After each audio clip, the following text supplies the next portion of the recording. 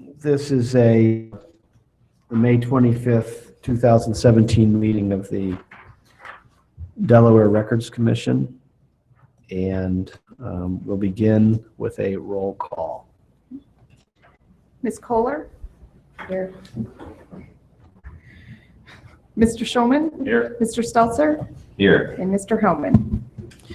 Here, and I guess let the record reflect that our newest member is Michelle Kohler, who is our community representative, and she replaces April Nelson. The first order of business is approval of the, and we also have Human Resources Manager, who is one of our staff today, one of the staff members here today. We'll start with an approval of the motion summary. I'll take a motion. I would move to approve the motion summary. Is there a second? Second. Is there any discussion on the motion summary as presented? The only discussion. This is from July 10th of 2013. That is what I would like to discuss if I'm a I. little embarrassed to say that was the last time that we officially met. That is, I would like to address that if you may. That is a embarrassing amount of time, and we're going to endeavor to follow the code and do every 6 months. Good. That was caused, as you mentioned, our former member was April Nelson, who stepped down from the commission, and we were having difficulty finding a replacement. Luckily, thanks to Ms. Kohler, we have an excellent person now, so we can get right on schedule, and you're not going anywhere, are you? Nope. So I will take the bullet, so to speak, on the delay, but it'll never happen again. Okay, so maybe, yes, we have item number 5 is the meeting date to be established, so we'll just set these going forward. All right, so we have a motion and a second. Any further discussion on the motion to approve the motion summary? All those in favor indicate by saying aye. Aye. Opposed? One abstention. Ms. Kohler? Motion approved. Item number 3 is review of changes to the current schedules of retention and disposition. And I turn to our city attorney to lead us off on that discussion. So in your packet, you have, I'll go back for a little bit of history. When I first started back at that fateful 2013 meeting, we kind of redid our entire schedule. Before I started working here, we paid a consultant to do our retention schedules, and they were kind of an off-the-shelf package that he had. However, they didn't really line up to the records we were keeping, which caused some problems with the Historical Society. So I redid all the schedules and kind of refreshed them, but given the time that has passed, we're going to keep going through there and updating them. And the two you have before you today are the Administrative Services schedule and the Police Department schedule. They are red lines, so you can see the changes. I thought it might be helpful to have Jess describe a little bit about what we're trying to do with the personnel changes. I don't think anything really pertains to keeping more or less record, but it's more what goes in personnel files and things of that nature. So Jess, you want to just walk us through a little bit about what's going on with these? Sure. We have dealt with for some time issues related to what is officially kept as part of the official employee personnel file, and therefore we chose to shore that up with making of what we're actually doing versus, like Darren had mentioned, what the schedule had previously allowed for, but that didn't exactly mirror what we're doing.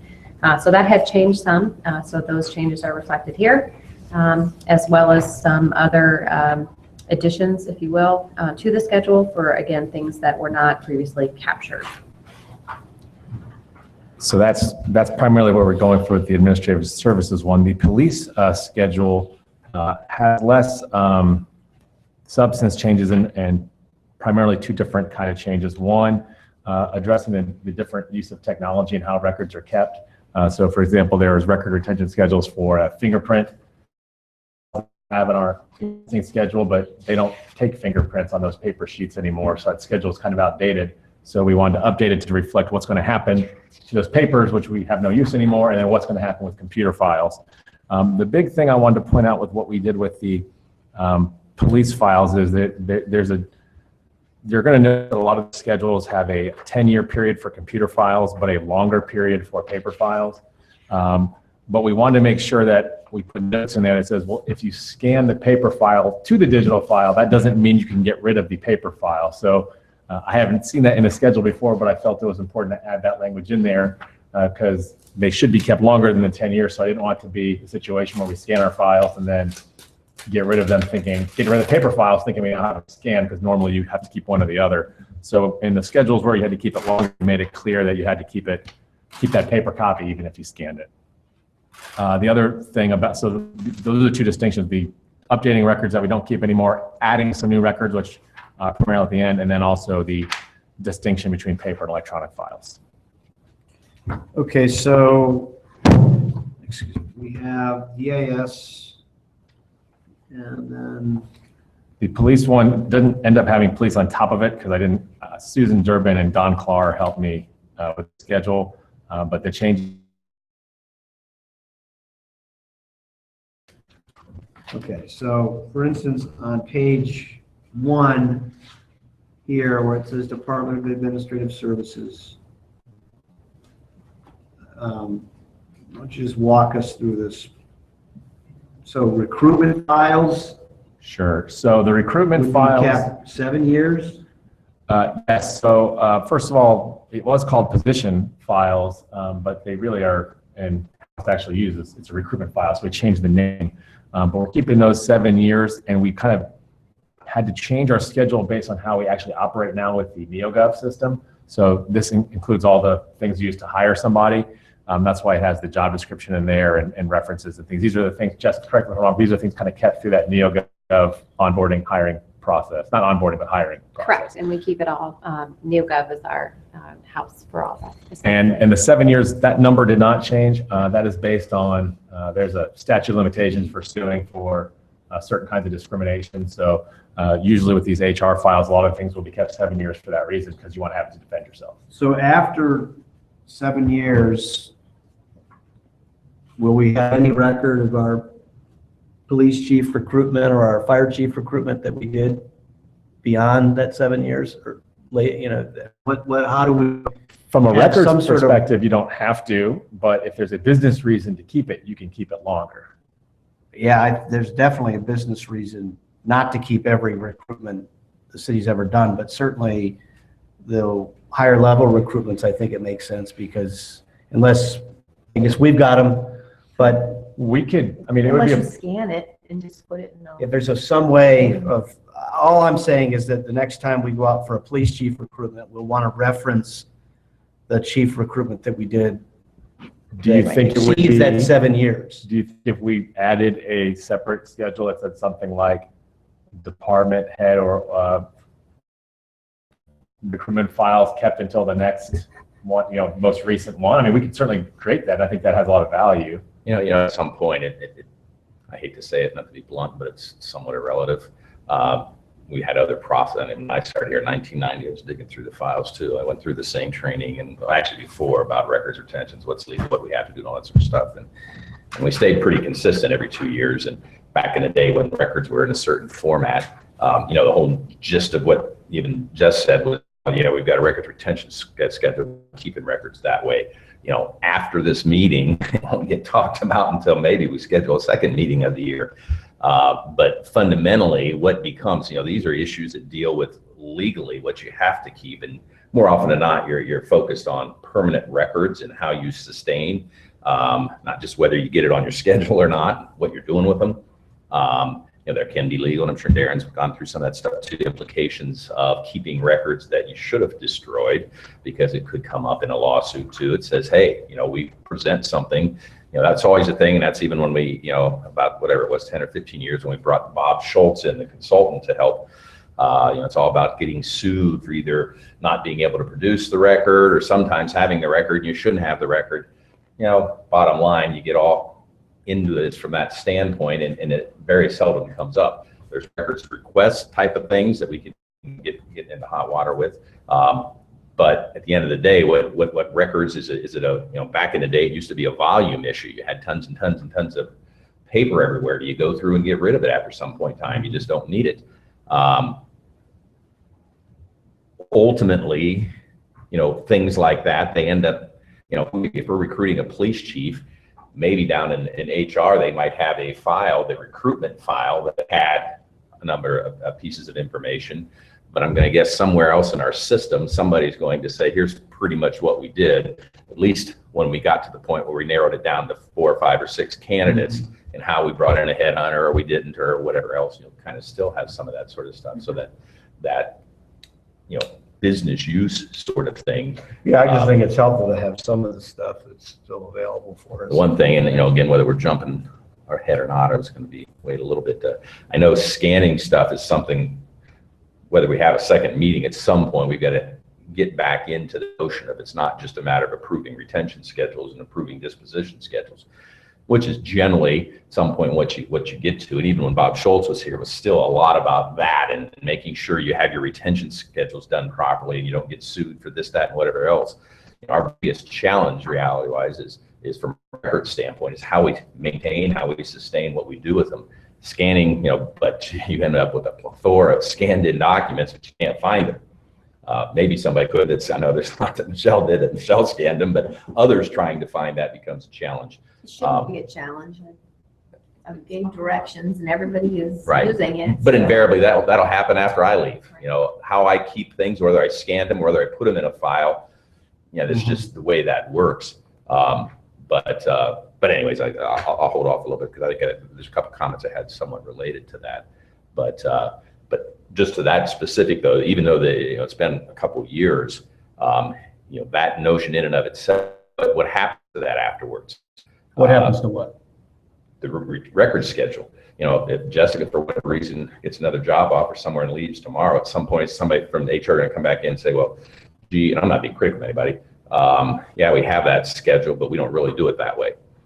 And again, that understanding from that standpoint that, well, these, what does this represent? And, perhaps for that next meeting, as far as an agenda item, and not just for people in the committee, but probably, and I know it says boring, and I think you might have done that once before, the focus of record retention, but it tends to be on certain things when people make public records requests and things like that. What is a retention schedule, and what do we need to related to that often and all that? Well, and to your point, Dean, there are certain departments that I can speak from personal experience do a very good job of looking at the schedules, following the schedules, and others have never asked me to even find the schedule. The police department is very up on their They schedule. seem to, over the years, have done it irregardless of what role the records committees played or not played. They were the ones who really wanted to have one of the ones who really wanted the meeting to update their schedules because they caught, hey, this is not how we want to do things and how do we fix it. So police is very good. I think DAS has been very good, and that's why we want to update their personnel files, because rather than just ignoring it, they're trying to say, well, can we fix it? So I think those are the two departments that I can say have done a really good job of being involved in the schedules. Then, there's a page I'd like to work with. My next targets are economic development and IT, because you'll recall that at our last meeting, we had brand new IT and economic development coordinators. All last meeting. Yeah, to 2013. Remember And so they just weren't, 4 years ago. they weren't really in a position to really do anything about retention schedules. They didn't Yeah. know. So I'd like to update those to finish up our stack and then keep fixing the other ones. So that's kind of where my goals are. But you're right. You have to follow or at least use the schedules. Otherwise, why are we going through this? I think those two departments that were here today are doing a pretty good job. Sure. Just did I overstate your ability to use the schedule? So I guess in terms of the question about retaining certain schedules beyond the prescribed cycle, the retention schedule, that's really I just want to make sure that we've got and I'm sure we might have it, but I would think it would logically reside from a records management standpoint, it would logically reside in DAS so that when those recruitments do come about, that somebody doesn't say, well, it's all gone. Right. We just it's just keeping scan copies, and we probably have that as well. But Well, and that becomes, I think, what ultimately happens when you have official records, if you want to call them that, if it's the official recruiting file, all the people that applied and everything that's a part of the that. assessment center. If it's and something that you're involved in, there's probably going to be something in your subject files there, whether you scan them in or otherwise, related to when we hired the city attorney and when did you get hired, whatever. And that's probably what you need to keep in there, are things that you probably should keep for more of a, but there's all the stuff that you had there, moving it out and things. I just think there's some value because I may not have all the assessment center stuff, all the questions, the panel, all of that should be, you guys should Would you have. think there is a period like, not 7, 10 years? At some point, does it become, I don't know, after that recruitment, see, I mean, Bruce was hired, we don't need the recruitment when we only done 3, no, we've done 2 You don't need 3 outside. chiefs to go. Exactly. But it would be helpful to know, just to kind of refresh our collective memory, 7 years from now, when Bruce retires, well, who's got the file that talked about the questions we asked? It may not be totally relevant, but I know it would be helpful for me, whether it's a new parks director or, So there's sort of 2 options to address those concerns. One would be, we just know internally that for business reasons, we keep them longer because they have a business use beyond retention schedule. Or I could add one that says. to me, that would be helpful, because if, getting back to this, if Is that it's, doable, Jess, from a technical standpoint? if it's codified somewhere, that's better than, well, this is, Is department, just make sure I'm understanding, does department heads cover the world that you're looking at, you think? If we described it as department heads till the next, or is there other positions too? I don't want to undersort or oversort what you want. I think that would probably do it. So I'll add, does anyone on the commission have a problem with adding that schedule? 'Cause I'll just add it. or it's just adding that to the schedule? Right, that- You have 2 yeah. different categories, one for department head, or whatever position you define it as, and then for everybody else. Because again, the practical side of it is there a part of retention schedules to get rid of things you don't really need. And Right. if we've got a seasonal position or a permanent part-time position, Right. it just adds up with a lot of paper that has to be maintained and kept that wouldn't need to. Yeah. Well, I would, just so we can have our chair sign this document when we're done and not have to come back 6 months from now, I would make a motion to add that to the schedule to say keep the department heads until the next time that's recruited, and you can get rid of the last one. Is that, so Lynn, can you take a vote on that? Oh, is that a motion? I make a motion. I guess we need a So we need a second. second on that. Second. Is there any discussion on the motion, which is to add another category, director level positions, that those schedules get kept until the next director is recruited? All those in favor indicate by saying aye. Aye. Opposed? Motion carries. Just process-wise, you're going to forward that to the historical and the, Yeah, what happens after Read this that today. meeting, we approve these draft schedules, and I send it to all the next stages to get it formally sent over there, so that's the new schedule. So that's why I wanted to have a vote, because Tom is our chair, signs off that our records commission approved these schedules. So I can either come back 6 months from now with the revised, or we can just fix that and send it out. So my question is to Jessica, as the records management person in DIS, will that record be just all a scanned record? Or do you actually keep? We actually have very limited paper. You do, Copies okay. that we keep now, because everything is. Right, okay. To me about So you'll have, so if we went to, electronic. okay. Well, one thing I did want to point out, and this goes on to the dean point about we want to also not just keep everything. One big change with our records, our personnel files, is we looked at what are we keeping in the safety forces personnel files. And there's a lot of things we do to make sure they're okay to get in the door, their background check, their drug test, their polygraph, and they have some sensitive information in them, but they also have no actual use once they are onboarded or to be safe through probation. So our recommendation, and that's on DAS 003, is for those safety forces background files. After their probation or 6 months, whichever is later, we're going to get rid of those. They're not really great to have around, and we don't really want people necessarily looking at all the polygraph stuff. So once they're here, we couldn't think of a time we ever went back and, we might have looked at it out of curiosity, but ever used the polygraph results, the drug test results, the, what are the other ones, Jess? The psychological profile. So that's our recommendation, is to keep them until they're through their probation, and then not keep those potentially sensitive records beyond that. Really? He was jumping to that one. I just wanted to point it out because I remember when. So-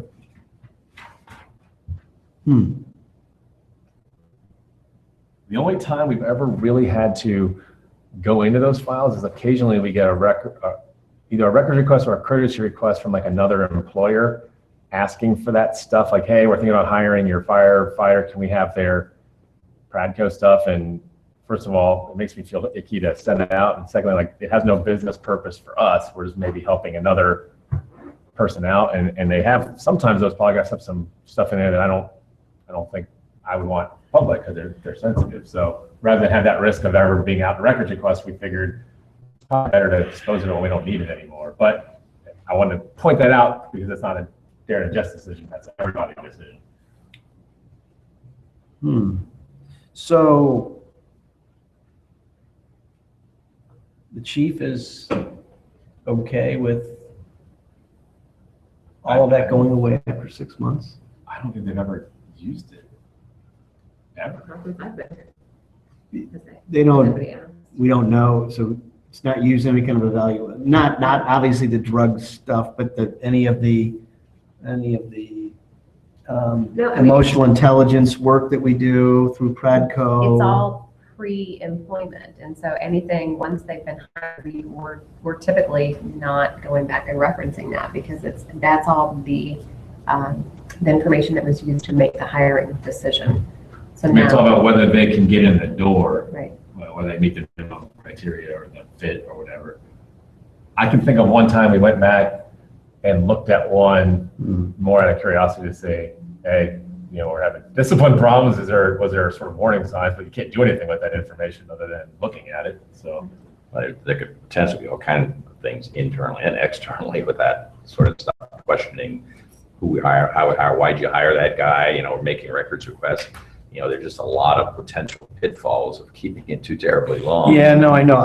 Is the 6 months, what's his, they're off probation after 6 or a year? 6, but then But can't they extend they it? can choose to extend. So we that's said why I whichever just is say longer, whichever. 6 months or probation. So if someone there also could be a situation where someone gets off probation early. I've never seen it happen. Or this is so great, we're going to end their probation early. So we want to make sure the longer of the two is what's kept.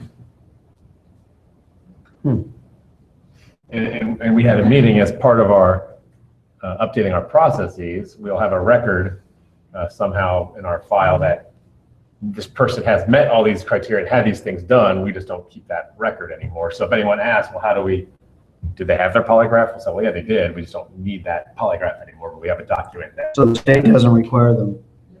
Well, that's one of those things too. I'm sure it's any city that has a police department that recruits and does some of the similar things, whether we checked or if that's kind of just, we just kind of set it on our own in 6 months is probably, I mean, I wouldn't be surprised if there's other ones out there that say after the official hire is made, no longer, like you were starting to say, and, you know, they're hired now. This was information needed to you know, background, you know, like financial records and things that you check and all that sort of stuff. At some point, you made the decision based on that information. And now you're done with it. Yeah, coming back a month or two later, or even 5 months Right. before the probation, say, well, we weren't really sure. This is a reason why we're going to get rid of you now. It's because this came up. Well, you knew that before you hired him. I don't know if What it's relevant. do we do with them now? How long do we keep? We keep them with the personnel file. Oh, they're just in the file. They're in a separate envelope. So then really the city has no record of the process of the We would have- extensive process that we go through to hire these folks. We'd have a record that we went through it. Right, we have a cover sheet that. Right, right. that they But we're not going to successfully have, completed, but we're not going to have the detail of the psychological report or the detail of the polygraph. yeah, I guess I'd want to chat with the chief about it. I don't know. I understand the reasoning and I just I didn't. Well, that's one of the reasons why I wanted to bring it to your attention as opposed to just saying, hey, these schedules are great and just pass them, because it's a pretty significant. It is. Yeah, it is. And what's disclosable? I mean, technically, all of it, and it makes me, well, not all of it, but most of it, it's not HIPAA, it's not social security numbers, it's not, you know, some of the other standard things, bank account numbers. So it's kind of, it makes me feel icky having it because it's. Well, I don't know that much about HIPAA, I mean, other than generally, but I wonder at some point if there is something on the, what used to be called psychological, I don't know what we call it now, something more politically correct, but, Yeah. No, it's called is there? psychological. Is it still? There was a period of time where we weren't calling it Well, that, but. I'm not a HIPAA expert either. I know with some of the medical record exceptions, it covers when you go to get medical stuff for the purposes of treatment. And so, but this is not for treatment. This is for getting a job. So it Right, doesn't, but I've seen it now, maybe they've changed. I remember sitting in on many of those years ago, and the psychologist we hired was pretty blunt about this person exhibits this, whatever else, and has all these sort of things. That's, you know, if they're a licensed doctor, does that mean it's an evaluation, a medical evaluation? Yeah, I guess what I'd ask is maybe if we adopt this, that we hold on 003. I would just like to talk to the chief about it. Sure. First, if that's okay. That wouldn't surprise me either, that some other communities, like the city of Columbus, consider that to be non-disclosable. They might. Because it's got enough connectivity to something that might be construed as medical information and therefore it's confidential. And I think most of the time criminal histories are not, there's certain kinds of generation they're not allowed to give out, but if they have extensive criminal history, they're probably not going to be a police officer anyway, although it's minor. Never So. But the counseling and whatnot is pursuant to the contract, and then it just, if you're not contractual employee, That hasn't really changed. That's what we okay, have that's, before. We've got a okay, that's right. number for their report. Okay. Do we need to go back though, because we skipped over JSO too? We started up at the top and then we kind of skipped to the second page, but in terms of the active personnel files, was there any questions there? Hmm. This was, and this basically, again, captures what we're currently doing, and files that are maintained within the personnel file, or the folders that are maintained within the personnel file. The changes that may be of interest to you is I think there's a little bit of a qualifier on the personal action form. So you're keeping ones that talk about your pay, your status changes. And then we're kind of streamlining the training and certifications that we keep. You definitely need to keep the ones that are required for your position, but sometimes we send employees to getting along with your workers, and if they'd like to do it, they go, but we don't necessarily need to keep all that in a personnel file. They get quite voluminous. However, in talking to the police department and Jess and I think with police and fire, there's a lot of certifications they take that aren't minimum requirements for the job, but when you get into litigation type thing, you need to show what they've been trained on. They want to know everything they've ever taken. So we're for now going to recommend keeping all of those, but for non-safety forces, we don't really need to know about Darren today took a class on the federal bar. Mm-hmm. And then removal of the accommodations in media. Starting to. Until we're not keeping this. No, we're going to keep what we have currently, but then nothing else moving forward. For all or just for police? No, that's for everybody. The carve out that Darren was talking about was just for the training and certification bullet. Right here, Mm-hmm. saying that we'll keep it for, if it's related to the position that the individual holds, with the exception of police and fire, we're going to continue to keep those. But we're removing the accommodations in media. So that means that if somebody gets an award or somebody gets something presented to them, commending them for their work they did, that it's not going to be in their personnel file? They can keep it personally, but not as part of the personnel file. Is that just Not because? related to their employment. I think it also is a matter of bookkeeping and size of your files. Is that giving you too much? That's a fair statement. But it's electronic, and Yeah, it's- soon it will be a more, taking But tell us, down the road if we have a HR system. It'll probably be a lot easier to just attach things to somebody's individual file. On the training and certification, in case someone takes some training and certifications, gets something that isn't part of their job description, but maybe someday they want to go to a different position here, wouldn't that might help them get another? well, they can include that like on their application materials. Yeah. The real challenge. But is why what- would they do training or certification? what what that personnel file is used for, by whom. Not just from HR standpoint, but there's always in the back of our mind, somebody's gonna make a records request and come in, the newspaper reporter looking for stuff. But yeah, that's always but beyond that, what is the purpose of that? What are we keeping it for? Is it because we want to know about commendations? Is it just commendations to the city issues that we put in there? If somebody gets to be Rotarian of the Year, that's great. We don't want to be the repository for some people. Probably put all kind of stuff in there. But Well, then we should probably, if we do it, obviously advise the employees that they need to keep Right. their own file of. Yeah, we're not the keeper. if they keep it at work, does that make it a public record?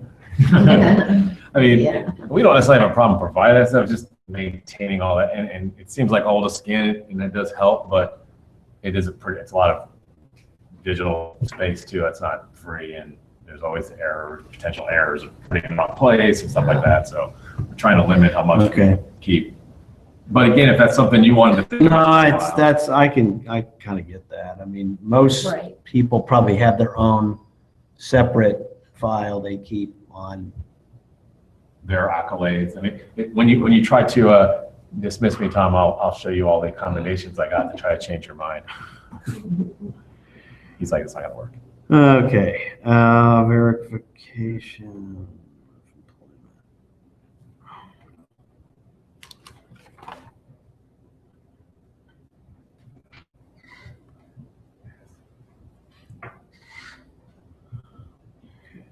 So we've gone through those. What next? Do we want to go through this page by page, you think?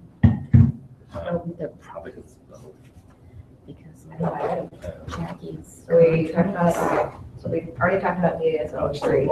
Right. Were there any questions on DAS 04? Accommodations, safety notes from public? No. Media? That was added to, I guess, kind of counter what we're taking out of the personnel file, that we can keep it. Darren, that was at your suggestion, Yeah. that we kind of, so if there is something that is of administrative value, that we need to keep as part of the personnel file, we'll still have the ability to do it, but we're not keeping everything. Okay.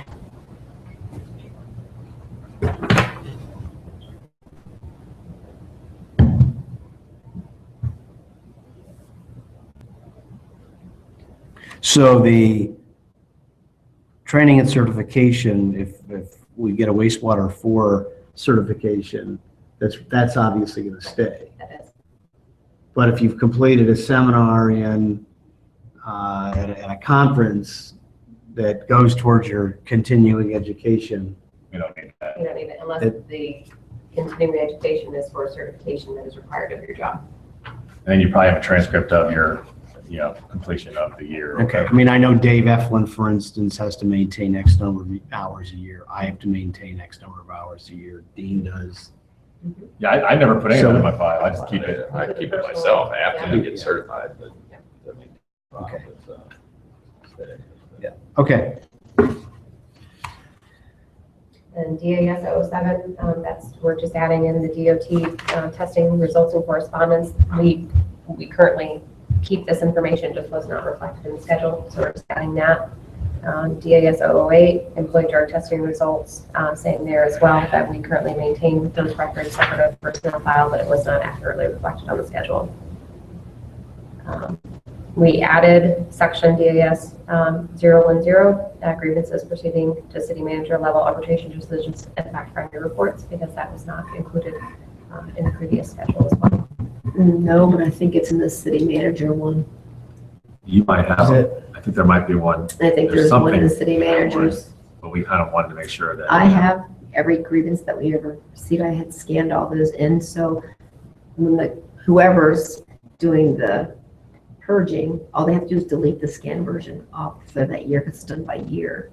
So same with a lot of the things that are, I do know that with grievances, that they'll clear there's back. always something that comes up, or it's helpful to have grievances that go back several years.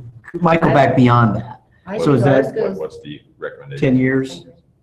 I think the ones that I scanned are back in the 70s.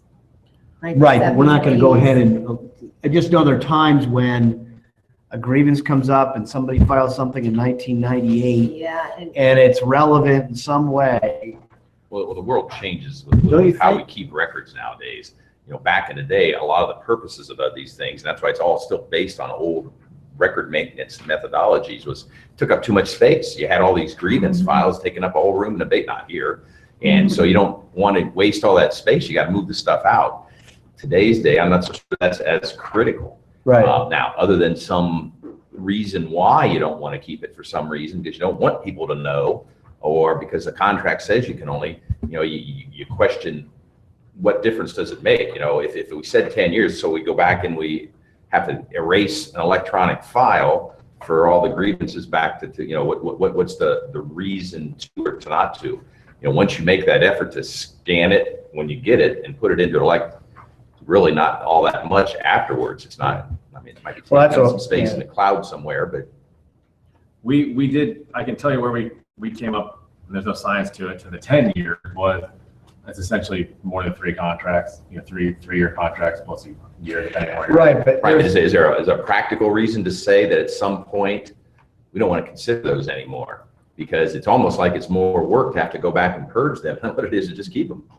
I haven't been doing this super long. I can tell you that an arbitrator, in the past few contracts we've had, when you rely on decisions and things that happen after a certain time, they kind of yell at you and say, that's really old. I don't care about the excerpt decision anymore. That was 10 years ago or whatever that was, when, varies when we got. creamed Right, on it. but So, I guess, the grievance is just, that contract could be different by that point too, because you. Right, so it's not just a matter of being in a grievance though. Again, when somebody comes in, if I were being hired as, maybe it's just me, maybe not, as a new police chief, I might find it interesting just to go back and read some of these things from years ago, just to kind of see things that popped up and how and whether they ever were. So, you get into that from an administrative standpoint, what might be worthwhile to keep. And I think if they're all in, right? they are all in with the arbitration decisions So with it. the current schedule, in the general schedule accounts for, it says grievance hearing files.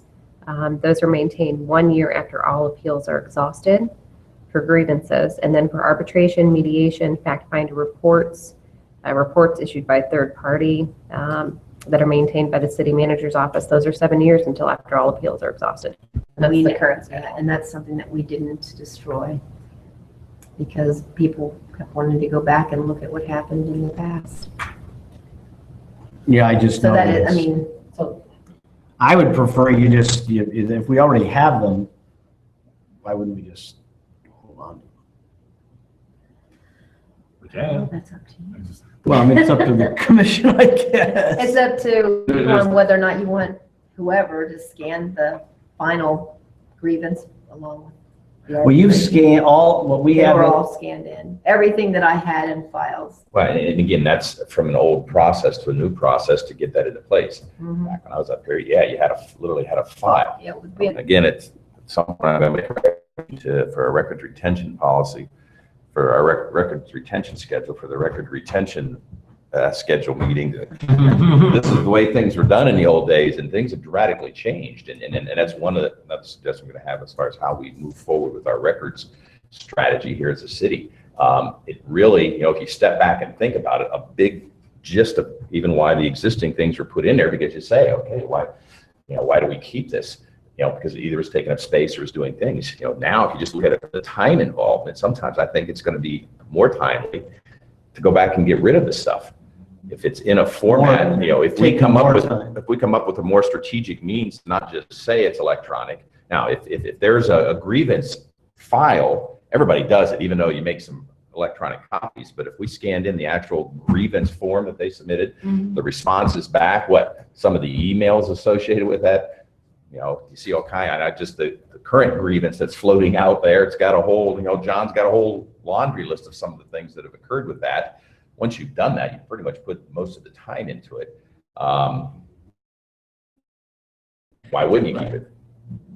I know why you wouldn't 10, 15, 20 I years would. ago, but things I have would changed keep it. once you put all that time into it. I just know that with grievances, it's a record, and it's a record of some action the city took, and sometimes that's helpful.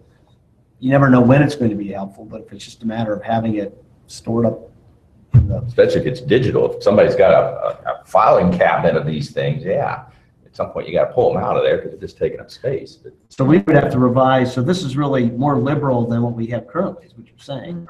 Except for that, Except the the current schedule wasn't really being followed, so. Right. So it's actually more restrictive in that regard, I guess. Not more, it's more restrictive than practice and not, and less restrictive than the schedule. Yeah.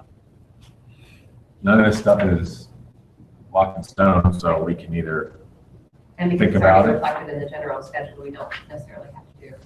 you know, have to change it all. We can make it a longer number, we can, yeah, just thinking. But if we're gonna put it here, we need to probably take it out of the general schedule. It's, where is it now? Right there. Is it going under DAS or general? What are you putting in? well, the other thing is if it can be kept in two separate places if they're for different purposes too, but I'm open to either place. Yeah, I would just as soon have a mechanism in place so they're capped electronically so that they can be searched, and maybe the useful life is 20, I don't know, but to me, Yeah, it's how do you get rid of it? If it's electronic, it's a digital copy. You hit delete. Yeah, but that's backed up somewhere too. I mean, it's not like we're really getting, like people tell you, it's always going to be out there. You can't get rid of this stuff. Right. It's electronic. right.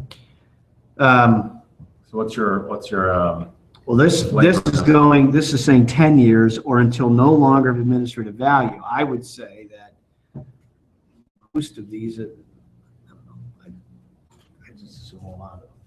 That'd be my feel about it, just because it's. does the fact that it says keep till no longer administrative value give you comfort? You want a longer period? No, I think that's going to be that would be our call between the.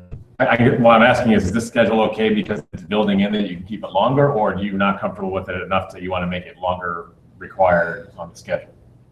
No, I think that's, because it says or until no longer of administrative value. So we're going to have to make some judgment calls and establish what we think that is. So does that mean like on an annual basis, you have to? Yeah, that's why I said, I think at the end of the day, who's going to make that call? The HR, you, or the department head that might be a part of a grievance?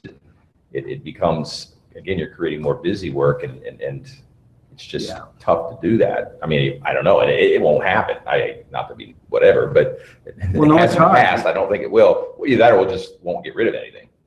But, If it was my records and I had a schedule like this, what I would do is I would go through the folder probably every December or whatever, and I would look at the ones that are over 10 years old, and I'd either say I want to keep them all, or I'd flip through them and say, okay, these are piddly ones that I'll never use. They're no longer of administrative value, but you can sort it by date, and that's what I would probably do. But whether that actually would happen, Mhm. They're already labeled by date. so you can go do it by ones and then limit it to that. But it will happen, and not everybody. you know, and What again, the I art- what think the problem or what the keep grievance harping is on that, about. but, you know, things are like, and you do have records, whether it be the prosecutor's office or whatever else.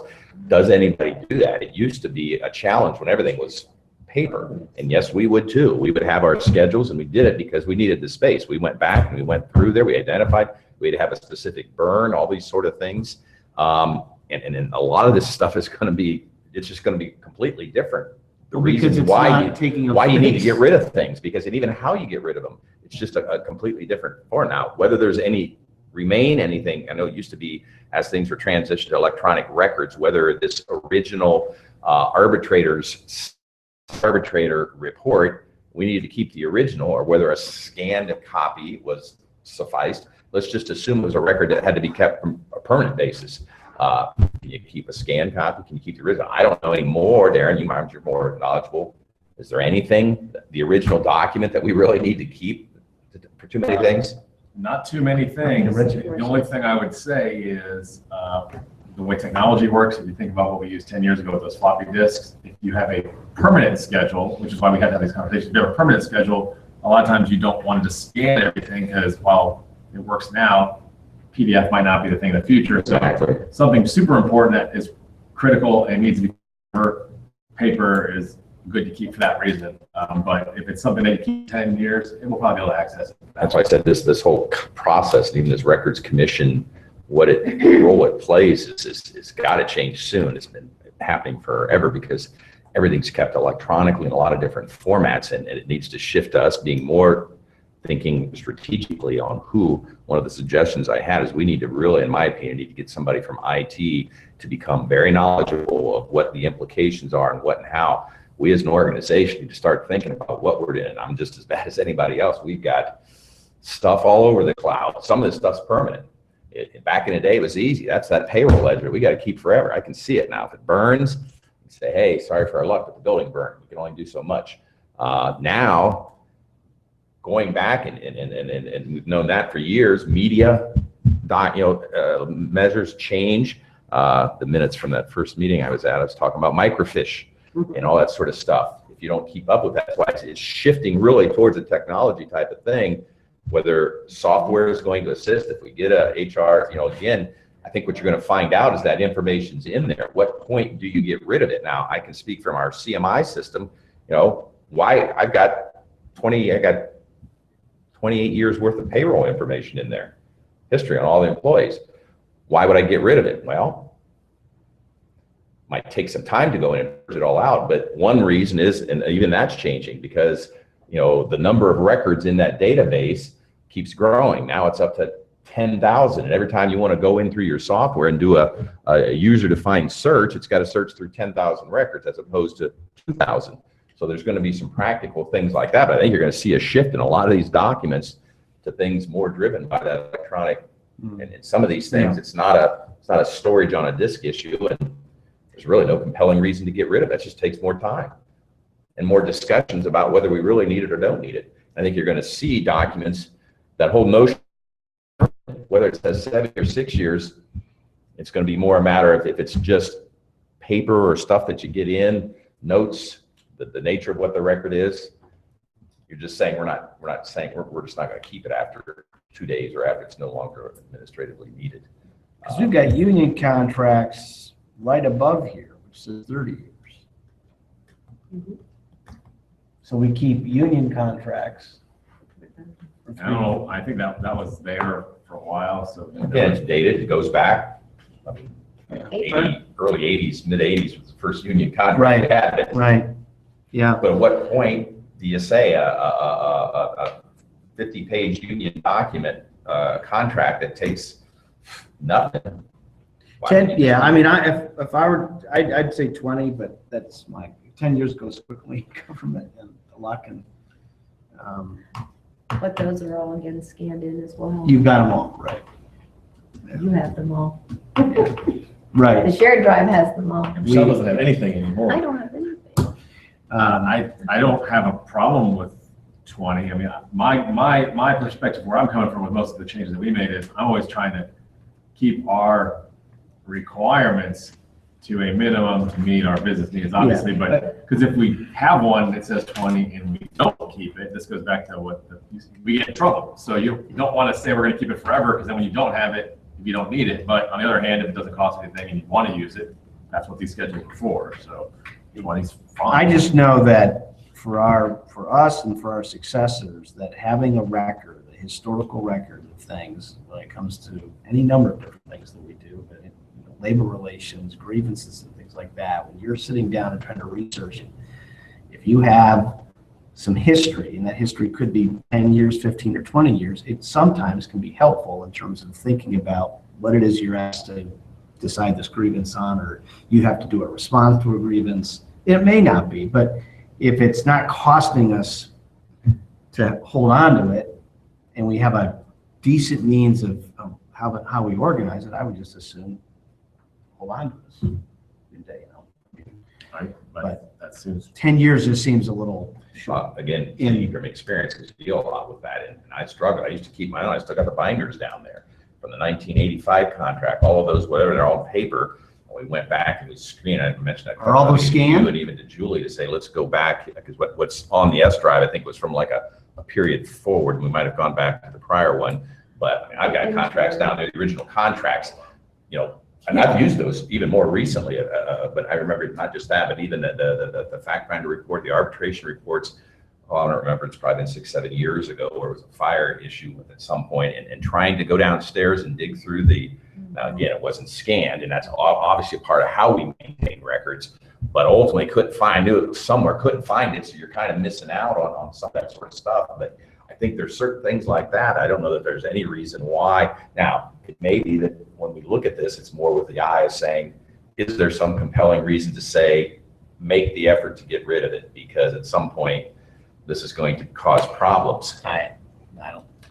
I've been here. I don't think it's been an issue. So, question, Darren, is whether you would say permanent or some number greater than 10, or it's. I would recommend not permanent. Yeah. For a couple reasons. Permanent, when Now you you're do setting that, yourself up if you don't, Oh, if you can't don't find have it it. electronically. Then I'd say 20 years. I think the challenge, whether it's 10, 20, or whatever else, but Is how you. it's how you communicate that back into whoever and say, if it, as Darren says, if it says, or to no longer of any administrative value, the direction back is there's no real reason to make too much of an effort to get rid of that. Exactly. We're not going to say permanent because if and what, for whatever reason, the file got mistakenly erased and somebody comes in or where's your thing and says, you're supposed to keep it for permanent, all of a sudden you can't find it. So I'd make a motion to change 10 to 20 under DAS 010, but the other language would remain. I'll second that. Is there any discussion on the motion to change DAS 010 from 10 to 20 years? Hearing none, all those in favor indicate by saying aye. Aye. Opposed? Motion carries. Okay, Jess, do you want to continue walking us through this? Change of significance, or I guess minimal significance, is DIS 021, the workers' compensation claim files, the retention period. Which an employee archive personnel file. And we just change that to reflect again what we're actually doing, place it in the employee BWC file and maintain it until the employee separates from employment, then archived. So we have an employee, they've been here 10 years, they had two BWC claims. We keep all of that during their tenure, right? Then they leave. And if it's no longer an active BWC file, we'll put it with personnel file, but if it's an active, Then even though they may have left. yes, then we keep it there. That's what you do now. I'm sorry? That's kind of what you do now. It is. But this is place in, that's new language. That's new language because it was not captured in here that we actually have a separate. Oh, a BWC separate file, okay. Okay, and it signals to people Say where if it's they at. really want to find the workers' compensation file, it's not, where is it? So now we can say. we So have- you don't have for Bill Jones, I don't mean, I think we do have. We have several buildings. Yeah, right? Okay. the worst fake name ever. Jim Cook, I don't think we There have you a go. Jim Cook. If they have a personnel file, but then the BWC claim starts, you don't put that BWC file within that other file? Or then they're, Personnel file? yeah, No, it's separate. BWC files are kept separate of the personnel files. But when they leave, what we're saying is we'll We put just them all in combine their it archive together. file for the complete picture of that employee. so if you were going, if the press made a request for that file of the employee, they would know whether they had BWC claims? If they were just requesting their personnel file? Correct, because it's not part of the personnel file. We want to make it clear, so we're not trying to hide anything Right. from them. So now that is a separate file, some place that certainly could Is that ask for that. I don't know if we give it to them, but. fairly That's common? common practice. It is, Yes. to separate these Yes. because, Primarily, even though, so workers' compensation records are public records right, of themselves. right. But they're not kept as part of the employment file because if, for instance, I guess, future employer were to do public records request of the personnel file, they would have the information related to that individual's claims, how frequently they filed workers' compensation claims, and ultimately could, if they so chose, make a decision to potentially not hire them as a result of seeing that, oh, this person has 12 workers' compensation claims. I don't think I want to hire that person. Isn't it more of a working file also, Jess? Okay. You're in It that is. file, putting stuff in it all the time as opposed to the Correct. HR files, which is where you're putting stuff to keep. Document their employment. It's separate. Part of our dilemma, and I don't know, maybe it's in the study of the structure of even the committee. And I agree with the concept you're saying there. as far as that person, that future employer, but we tend to look at it in our roles here and even looking at stuff like that, the whole thing with records. This committee also is looking at it from others' perspective.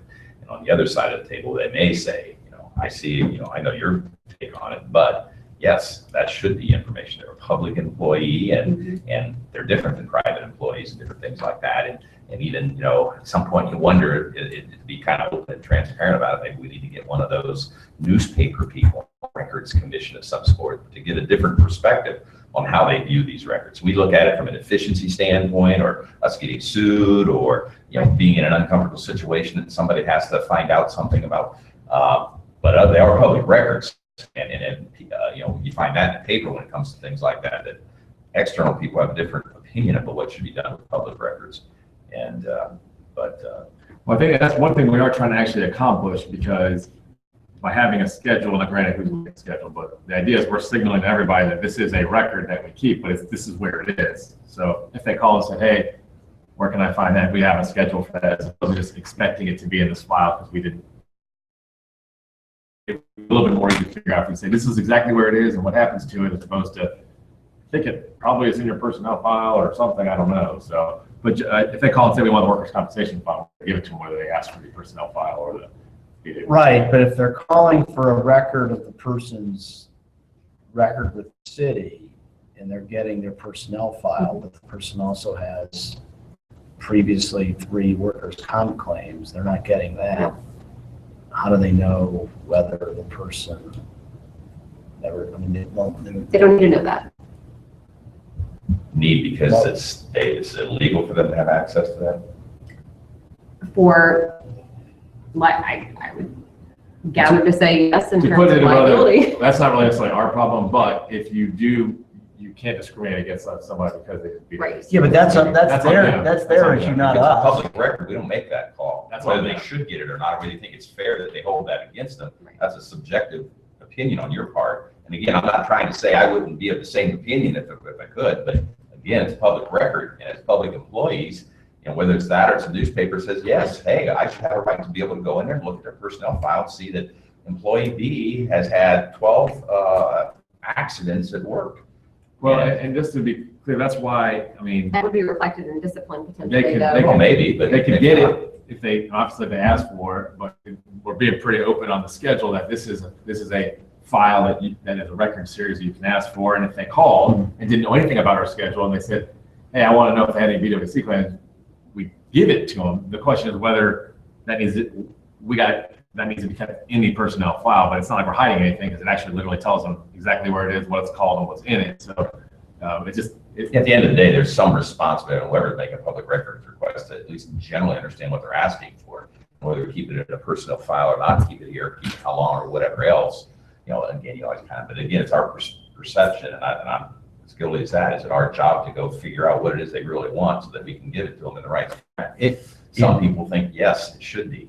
We usually try to figure out, like, what are you looking for? What I don't want to do is get into the game where we don't do this, discipline's in a separate place and we're not going to give it to you. So Yeah. So discipline is in the file. Mhm. But, so how involved would it be, just from an administrative records perspective, to just have a sub-file within the personnel Oh, no, file? it'd be ginormous, Because, just in terms of going forward. size. Okay. Well, and I think part of it is just this BWC file, and it's in a paper file on her desk, and she's always putting the new documentation in it. The way we do our personnel files is they're digital now, and so when we have a PA form or a review, that's getting scanned into the file and then just kind of not messed with until someone goes and looks at it. So when Jess has got this active working file, to have to scan every piece every time while she's doing it probably would be more difficult than the PA forms. Incredibly At some point, But you mentioned eventually moving it's gonna forward. scan. You mentioned moving When they're forward, done, and it's- and the databases that I've seen related to HR, including the CMI, although it's not been made operational, you go in there, you go to that employee's file, and there's all kinds you can click on: team records, performance evaluations, workers' comp claims, a number of different things that arguably will be there. Now, if they're an active employee, we may, at some point, it's going to be a matter of protocols and that data that's in there and who has access. Some of it may not be. Obviously, if it's something that's confidential, there's probably going to be a secure database aspect to it. But some of that stuff, again, it's going to be there. And what happens to it afterwards, after we have employees that leave and it's all been done and been scanned in there, it's in, heaven forbid if we ever change the database and then you got to try to convert all that, that's what you run into. But I think some of that, from an operational standpoint, it'll probably be more effort to try to pull it out and separate it or do whatever else. But Hmm. And one other thing with the workers' comp, and you mentioned whether it's an active claim, obviously with our 10-year retrospect, not that we have too many situations where we go back from something. We have plenty of claims that are still floating out there that we've got exposure for. People have been long gone. And you're not anything that's got something that's got the active potential to still get charged. Yeah. Hmm. I don't know about this one. It's kind of a. And even today, just listening to things and trying, because I There's a haven't lot paid of any attention to record meetings. You wonder, and nothing against Michelle or whatever else, but around about why April could bring that to the table a little bit when her viewpoint on even on civil service, when she on civil service, how she looked at it from a citizen standpoint. I think that's part of the intent of having somebody on staff-wise necessarily on. What do you think, Michelle? You think we should? She's not been filed. No, No, bring April back. I'm not saying that. I'm just saying she hasn't been retired long enough to have her own opinions. I mean, you think? I don't know. I can tell you that in polling my counterparts, nobody else maintains the workers' compensation within the personnel file. They all. They It's all the separate. practice to. The practice is to keep FMLA, workers' It compensation. used to be kept separate. together, and then we separated it years ago. Right, again, but it's in a different way even than what we're currently doing. I'm just even thinking moving forward because. I guess if there was a reference in the personnel file that there's that this is not the complete, so it's really not the complete personnel record of the employee. No, it is. But if you look at our No, schedule, but just to be clear. but a personnel record would includes everything pertaining to that person's employment with respect to any number of But that would different include things, right? FMLA too, but FMLA is protected. That's protected, right, so Well, it's just not, to be it's clear, not, right, but. we but define- it's Part of- but it's not protected. it is a complete record of the personnel file because what we did was we defined what's in the personnel file on our schedule. So that's why everything that we're defining as a personnel record Okay. is there. This is a separate record schedule, which is also a record pertaining to that employee, but it has its own schedule. So we could redefine our personnel schedule to include it, but you could define the personnel file to include, their time cards. It would seem weird, but I mean, whatever your definition is. So it's just semantics, but we're keeping the records and they're available to the public and it's scheduled. Yeah. However we want to. Well, I guess we could probably, okay with adopting the way, I just think there's probably some additional discussion in system. The personnel will be interesting. And hope we move forward here now on getting some software. Part of it will be a HR personnel database. That whole notion when people hear personnel file. Maybe I'm old school, maybe others don't, but there's this file and this file. Well, that's got what all you the have stuff here. Jess? What? You have, every employee, you have their record of. Define a file.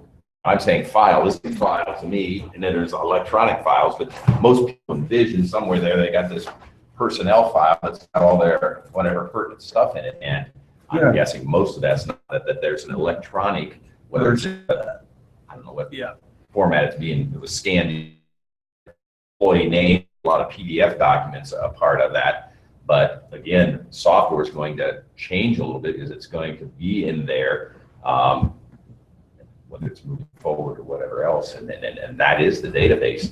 I think it'd be interesting to see what some of these vendors say about certain aspects of employees' information that is confidential. Almost all this stuff can be made electronic at the time of it's done, and it's not even us scanning stuff in. It may be stuff that is pulled in from another software, onboarding or whatever else, and it's there in some sort of electronic format. And how do you? Somebody wants to come in and see their employee's name and Let's, work your way Can through. I make a general suggestion, Mr. Chairman? I think it's good that we're going through all these, and it sounds like there's some level of follow-up or thought process or maybe advising. I don't know what Jess's time frame are, but maybe we want to schedule our next commission meeting sooner than the 6 months that we would just do it and then really. Well, I'm going to say, yeah, I think that would make sense. I don't think any of these are super time sensitive. I think Clue's looking forward to having theirs done, but I don't think a 2 month or a 1 month or whatever change is going to kill them. And that way we can make sure we're really thinking about things and revising them and getting a clean draft. Rather than, I think this is good. I just wanted to make sure. Yeah, I would agree. I would agree. So to just say absent any urgency to adopt a new one, Just don't vote on it today. yeah, in the back of my mind, because I'm hoping it's going to move forward, but if it's 2 or 3 months, you've got that process of putting in a new database system. My guess is going to be 3-4 months after that. This will probably get revised anyways, based on what you're now going to be able to be doing. We can keep going. I don't know what your all schedule's like. I do think probably less controversial and maybe more important for us to vote on for auditors' perspective is the revised public records policy. It's something they ask us about every year. We have a place that we have technically our policy, but it's never been as robust as I like. So I took the model policy and made it Delawarean, and that would be probably a more accurate public records policy. That if we could adopt that, that would be one that we could show the auditors that we have this, and we can post it and everything. Especially if that's the driver for that, and even though it's not technically financial policy, the issue becomes who knows where it's at, and where, as I find out every year they come in, especially new like this, you know. Is that do you what have this is? policy? Do you have that? Yes. And the auditors, Well, it's one of the things they check that we did our public records training, that we have a policy, and it's kind of on some of our bulletin boards, like in the city manager's office and some of the desks. It's just that one piece of laminated paper, but I'd like to post this instead. And frankly, if we adopt this, I would probably make it look more postery and nicer. Does it, so it's one thing to post and make people aware of that, whether it be citizens or employees. Does it meet the criteria of a policy that goes in our employee policy book or administrative policy? At some point, then that's the only comment I'm saying is, you know, 2-3 years down, where'd this come from? Darren's not around anymore. I don't know. Does anybody know where this is at or who or what the basis of it? At some point. If Jess found it appropriate, I think it would be cool to put it in the handbook. It's a policy. The public who's coming in, so we don't keep them from their public records rights, like to tell them, hey, here are your rights, this is how public records work. But it does have some elements of we have responsibilities to keep records, maintain them, make them available. So it's not really an employee policy, more of a outward facing policy, but if we can incorporate that into the handbook somehow, Jess, or in that somewhere, our policies and procedures at least, I don't know how we can talk about that offline. Right. It's really to protect the public's right to have public records. And to show that it's, so So are you having it posting this documented. on the website so that it's? Well, we probably should post it on the website. I think the law says we have to have it posted in every physical location.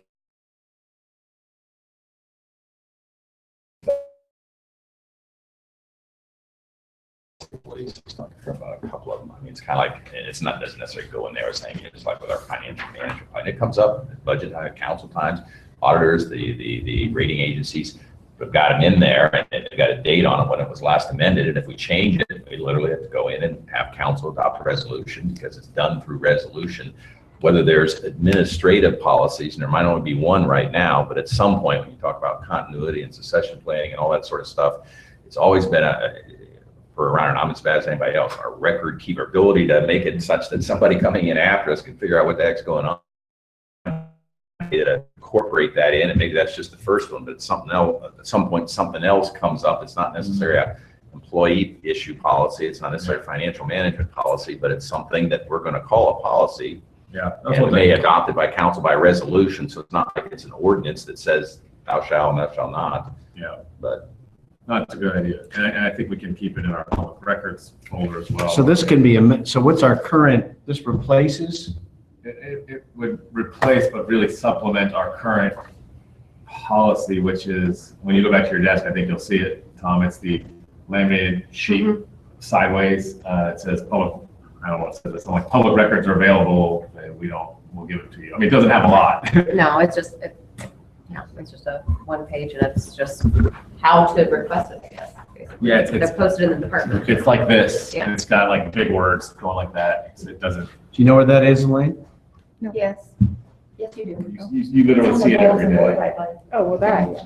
Oh, it's the, okay. It's right by Kim's desk. It's Okay. like, yes, All right. it's not this, this is better. So this is So this the will, policy to supplement the, if somebody says, I want a copy of the policy that's referenced here in this. I would posit that we would want to hang that up Okay. instead of the sheets, because that way anyone can see our policy, but we've gussied it up to make it look a little nicer.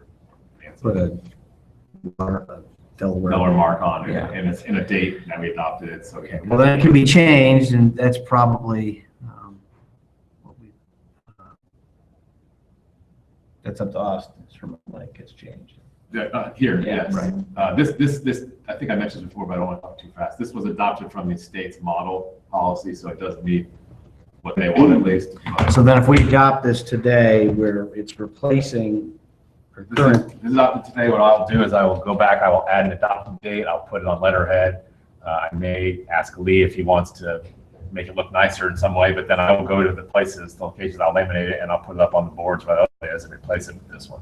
okay, so it goes out to all the AAs, and everybody knows this is now the, This is, yeah, and I'll handle all that. yeah, it's 2 pages. I'll probably have it on the website as well. I don't know where it'll go, but maybe under legal or something. does that actually get filed with RCQ? No, this No? is something that when we get our, I think it's part of the financial audit, Dean, but they ask us every year, have you gone to your records training? Have you had your ethics training? Do you have your public records policy? You need a copy. There's some of those things that are codified in the revised code that you have to have a certain amount of things done, and they're gonna check, especially the state auditors are in this year, they're gonna check whether I've had to require the state treasurer years stuff in there, so they have to have whatever, 24 hours of investment training. Did you get it for the certificates? Yeah. And I think there's some revised code provision that we have something, whether it's a individual or something that has records. Yes. training on So it it. says here, managing records, City of Delaware records are subject to records retention schedule, we know that. The office's current schedules are available at City Hall, location readily available to the public if required by the code. That's in We our have office? those, we have them on our shared drive. And Okay, when they, obviously, if Kim or Elaine got the question and they don't find them, they would say, Darren, where can I find them? I get it to them. We can also email it to them, and I added that one on there because they don't have to walk in and ask for it. We can send it to them. They're not on a public-facing drive just because not very much of our records are, but they're very easily obtainable. so it says the office's current schedules, the offices are, All- Our department. all- every, okay.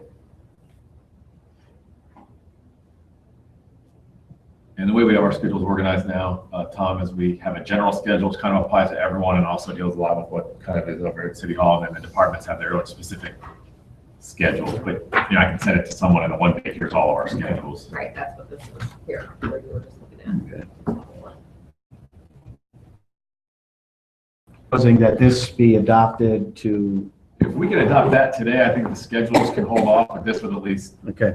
have waited too long to clean up my, but if you're not comfortable with it, we certainly. No, no, because it can be changed. It's not a document that is forever. No, if we change it our next I'd one. like to get it approved. Yeah, well, that's a problem. These things, they get our attention every time we meet, but we don't meet that frequently. We don't get a lot of attention. Do we have a motion to approve the City of Delaware Public Records Policy, which replaces what we currently have? I'm looking at somebody who wants. And make it to approve. Is there a second? I'll second. There's the further discussion on the City of Delaware Public Records Policy, which will be, replaces our current policy, replaces and updates our current policy. Hearing none, all those in favor indicate by saying aye. Aye. Opposed? Motion carries. So Darren, then you will be I'm responsible gonna carry the for, water from here on out on that, yes. okay. So that if I'm the police, AA, the police, I'm gonna get this new policy? I'm probably gonna walk over with it when it's finalized and laminated or however we wanna do that, and I'm gonna ask them where I can hang it up.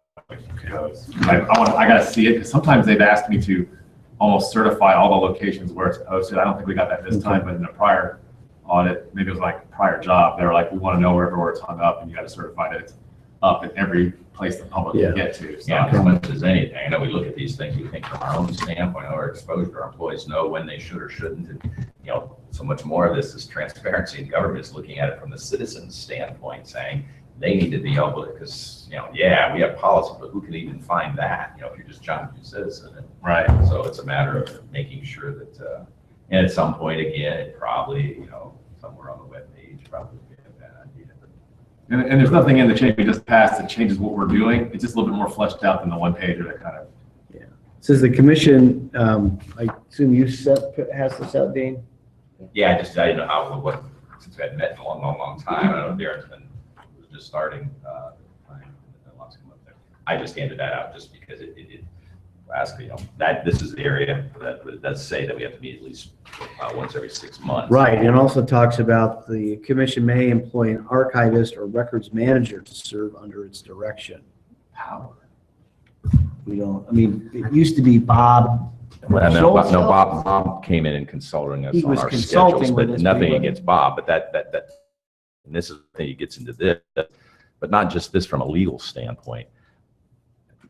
I know we've got challenges, if and when I leave, you want to talk about succession, my biggest concern is we got a basement full of printouts on things. We've got things that for the last 7 or 8 years have been collected electronically. At some point, that's why I started talking about that earlier. I think we need to look responsibly as an organization and say, we need to spend, if we have to spend some money, you might look at it and say it might be somebody from an IT standpoint, because it's completely shifted to a different, it's not just scanning this stuff, it's how you manage it and how you make sure that the medium that it's in is sustainable in a certain fashion. Yeah. I can sit here and look at some of our information and the finances is permanent. I don't know how or who and to what extent that may be, whether that sits out there on a network server somewhere, is that backed up, is it secured, and all that sort of stuff. A lot of this is truly going to shift into that realm. And personally, I think we need somebody very much focused on it, not just conducting these meetings and talking about getting rid of, because I think 10 years down the road, that's going to be an odd process. That used to be a part of it. A big part of this is, we got to schedule the company, come in here and shred the records and whatever else. We're not going to have so much of that anymore, and it's some other fashion. But I don't know what, Well, because it gets everybody's back to busy kind of and what it's, the overall records management system is for the entire city. and to a certain extent, whether there's anything to be said to look at that organizationally wide or just leave it up to the department. No, I think it's got to be looked at organizationally. But I do know that the fire department and the police department purchased and use, what's the name of the software program that they use? Power DMS, which is a document management system. Right. Designed for the safety forces, but I'm sure they have a program that's broader than just the safety forces, but they probably did it for safety forces just because of the voluminous records that they have to maintain. Are you familiar with any of that, Jess?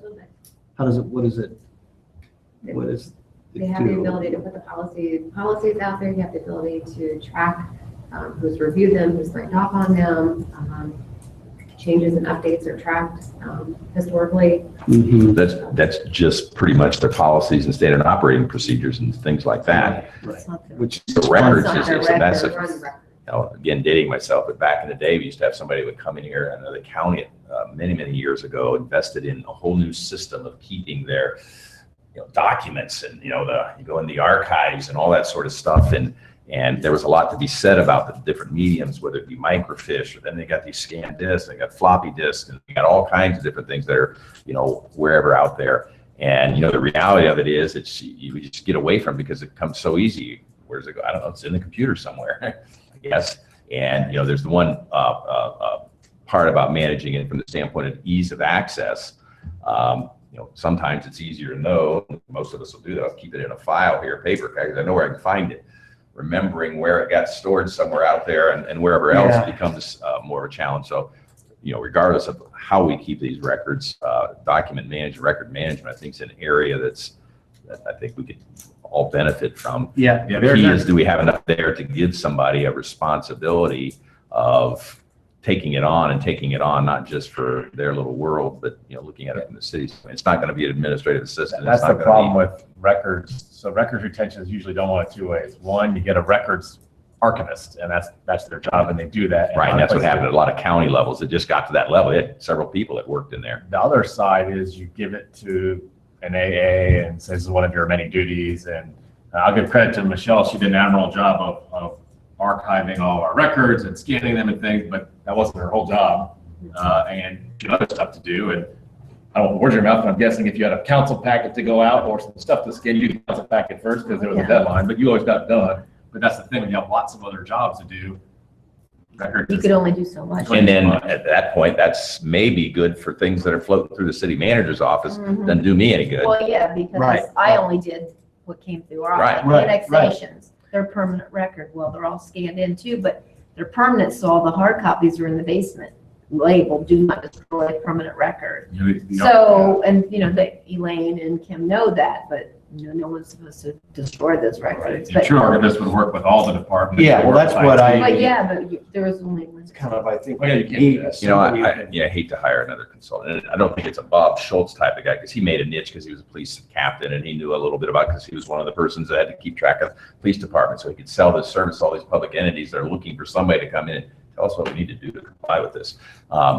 That's all well and good. And I think we can handle that. But whether there is someone, I don't know, because I haven't paid much attention. If somebody out there got some expertise in the 21st century records, Well, yeah, with all things of the for, stuff. especially for a public entity, because we've got a lot more stuff that's more involved, just to come in here and say, most of us, with that some age, you think back to how things, it's, as you look towards the future.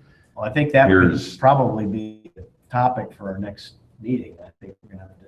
And it's a real thing. Like there are people who are. Oh, yeah. I would there's- imagine, there are. I can't think of any, but I mean, I know them because I'm on the Ohio Electronic Records Commission, and I'm one of two lawyers on it. The rest of them are actually archivist professionals, either on the IT side or on the administrative side. So there are Maybe- people who- I think it'd be worth our time, even if Maybe it cost us never $5,000, that find somebody that could come in and just, Well, do a just find basic some folks assessment who and say- come in and have that background who could talk to us about what they do. here's what you might approach, or here's how you might go it, because they can, in 2 days' time, get a pretty good idea of the types of records we're keeping in what format, and say, yeah, you got a lot of stuff there. You could be well worth your time to.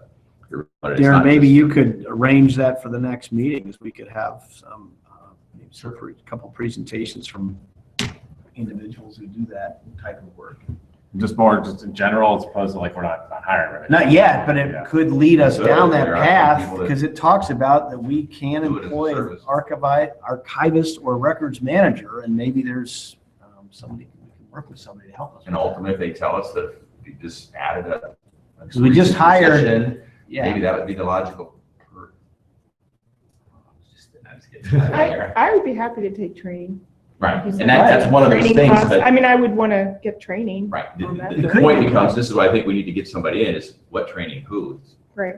You're gonna go out and figure out, if we bring somebody in and then they look at it and they say, reality wise, you don't need somebody that's got a PhD in records management or whatever else, but you should assign somebody if you've got that capacity on staff, or you can contract it out if you want to, but it may be that becomes one of those recommendations, who knows, maybe it becomes one of those roles that Elaine plays and can go around the office, you can go to the departments occasionally. I've got 2 rooms down in the basement. And it could be that there's somebody in each I'm sorry, I don't department go in the that's basement. responsible. Well, and Well, there probably There is, used right? to, well, the AA was typically the person that was supposed to oversee the schedules back when I was here. I don't have any A's. Well, I know. Well, that's the I thing, kinda and that- helped, John Hunter served as your AA, as We the have a person records, who but, is in theory. but the problem with it is when some of the AAs went to destroy some of the records, the director said, no, I don't want those destroyed.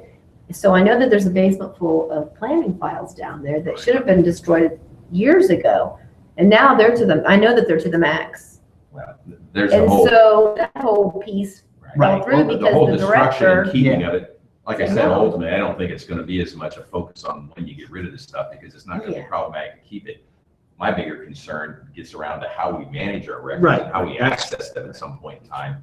And that, the world's changed, and it's like a lot of things. We brought in IT people. I used to be able to upload software onto my PC. I can't even think about doing it now because you got to go through them to even do anything. And that's okay. It makes sense, maybe system-wide, but so much of this technology is such that you don't think about it anymore. It's just there somewhere.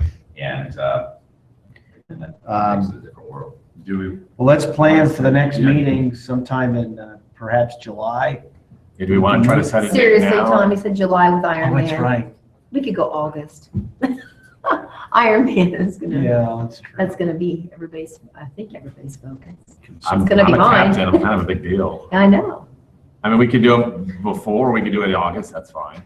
I mean, we're ahead of the 6 months. Just as long as not the week of the Iron Man race. Or you could, It probably would be a function of you finding out. You Person. mentioned some individuals you know. yeah. Maybe we could just get some, Get some date. I mean, we're all here as long as Michelle's flexible. We'll just, I can't. as long as you don't quit, we can set it up sooner rather than later. And I'll tweak these Just not schedules that with our comments. so that week is all- terrible. That's all Iron Man. So. Okay. The week of the 24th. So that's, All right, that sounds good. So we'll do it either right before or after our. Do we want to set the time now, or do you want to wait until?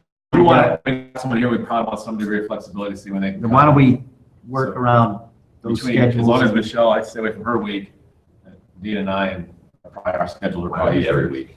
Stay away from Yeah, so we can do that, and then and by then maybe we'll have some additional schedules, because I did send it to Fire and Sean to look at. I know they've been busy, but we might have other schedules to play around with too, so. Okay. All right, so we will not then set a date. But we have directions on what to do with the Yeah, meeting and what it's gonna be. Okay. So we're not taking action today on this?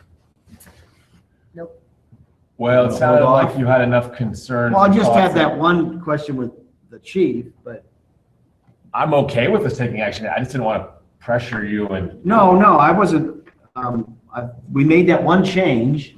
yeah, I was good, we pulled that one section out that I was gonna check the chief about. Otherwise, I think it's it's okay. okay. Oh, okay, well, I let's, have- There were two other, I have two think other changes. sections we didn't discuss or go through, and if there were any Which- questions regarding that, that was DAS 022 and 023, those were additions.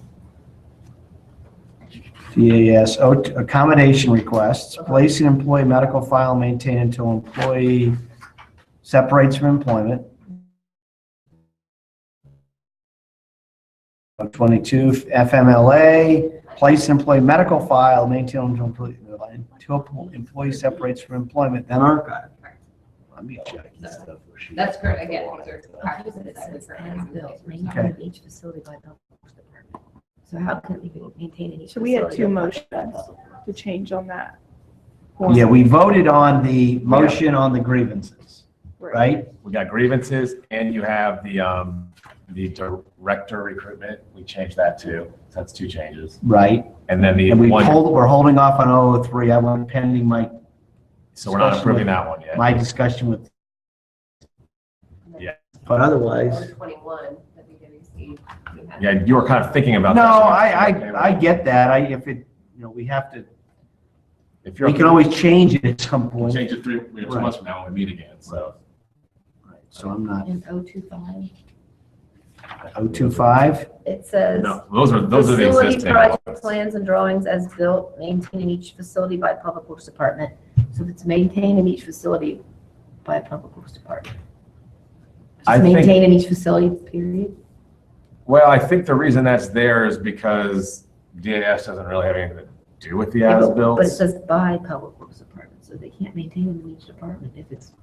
I think they actually do, but we can check. I mean, that's the way it's always been. That's the existing schedule right now. But And they go to each facility to make sure that they're all there. because the as-built, when you build a building, is like what if, I'm getting a little outside my construction depth, but that's like the plans for the building or whatever. So like, I think the maintenance people probably are keeping that, but I could be wrong.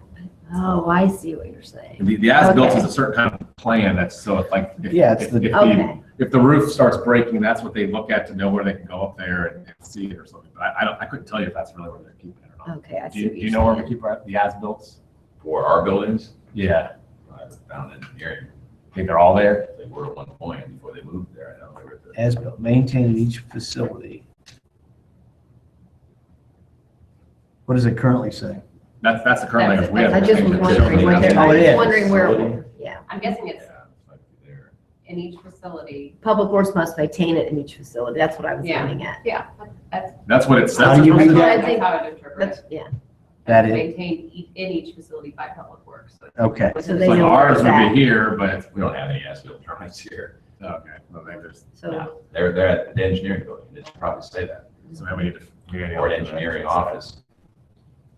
Or Public Works, I think, because we really no longer have an That's engineering right, department. Well, that's not a Maintain. change, so we can still, I be a change I want to make for the next time. Okay. So, Okay. we can still vote on this, but I do need to follow up on that. So do we want to, I would, this is before us, we've spent some time in it. We've made a couple of motions to make changes. We're pulling one thing out for just further review that I'll have with the police chief. Yeah, I And then would we can, for those, I'll talk to Bruce and we can make that up. The next time. The next meeting, we can make that other change. If you're comfortable, Tom, Yeah, I I would would. move to accept the revised schedules with the changes that we've made. With the two motions that were made, one with respect I've to got, one on grievances, right? and pulling out the third one. Pulling out just for further review that I'm going to have with the police chief. So I would entertain a motion. I will move to adopt the schedules with the two changes plus pulling out the third one for further discussion. Yeah. Do I have a second? Well, you don't, Michelle doesn't have to second it. yes, I'm doing Who's second. being quiet? Yeah. Do we have any discussion on the motion, which has been seconded? Hearing none, all those in favor indicate by saying aye. Aye. Opposed? Motion carries. All right, productive. So we then are not acting on item 5. We will wait to hear back from Darren as to the next meeting, but we will meet probably in July or August and then get a regular meeting schedule established at that point. Sounds good. So we stand adjourned at 4:35. Excellent. Thank you. So do you love getting another meeting when you get to sit? Yeah. What was it?